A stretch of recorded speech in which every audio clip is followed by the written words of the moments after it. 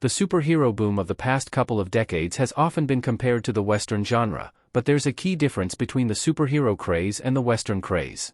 The Western's heyday lasted for a good 3 to 4 decades before going out of fashion in the late 1960s, and it wasn't until then that filmmakers started deconstructing the tropes and satirizing the myth in anti-westerns like The Wild Bunch and Butch Cassidy and The Sundance Kid.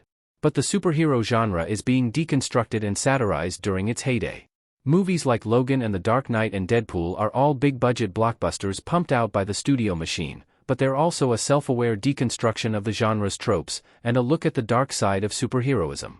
At the same time we're seeing shows like Daredevil and X-Men '97 and the various entries in the CW's Arrowverse that honor superhero traditions. We're also seeing shows like Invincible and Legion and WandaVision that toss those traditions out the window.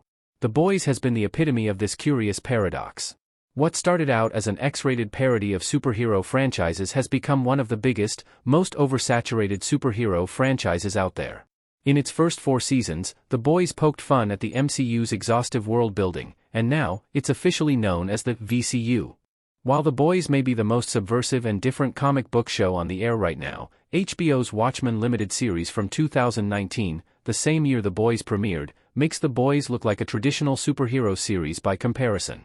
Both Watchmen and The Boys satirize the superhero genre and show us that human beings with unlimited power would not be model citizens.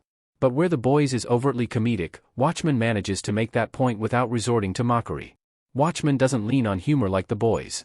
Alan Moore's original Watchmen graphic novel is still the greatest subversion of the superhero genre, and for the most part, Damon Lindelof's Watchmen miniseries on HBO, an ambitious attempt to sequelize Moore's seminal comic, carried that torch. Lindelof, like Moore, rewrote American history to see how it would have turned out differently with the presence of superheroes, this time tackling the 1921 Tulsa Race Massacre, not the Vietnam War, to convey a timely political message. The Boys is more satirical and uses humor as its biggest weapon, whereas Watchmen gets into the nitty-gritty side of things.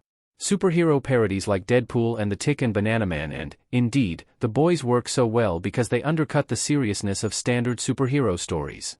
Batman takes himself super seriously, so Lego Batman can lean into that to a ludicrous degree. Superhero spoofs highlight the utter absurdity of the entire genre. If you think about it, it's a really ridiculous notion for grown adults to dress up in spandex and fight crime, so it's easy for a parody to bask in that ridiculousness. But Watchmen didn't need to lean on humor to make its point. The real magic trick of Watchmen is that it comments on the superhero genre and criticizes its fellow superhero comics while still taking itself super seriously. It imagines what would happen if superheroes were real, and not in a comedic way, like Kick-Ass or The Incredibles, in a hauntingly real way that shows how superheroes would be weaponized, vilified, and ultimately corrupted. It has to make the audience buy into the reality of masked vigilantes and superhero alter egos, and then it has to de-romanticize its own myth. It was an incredible feat of literature when Moore did it, and Lindelof did an impressive job of recapturing that spirit while forging ahead with new characters and a new story in this universe. HBO's Watchmen series shows The Boys how it's done.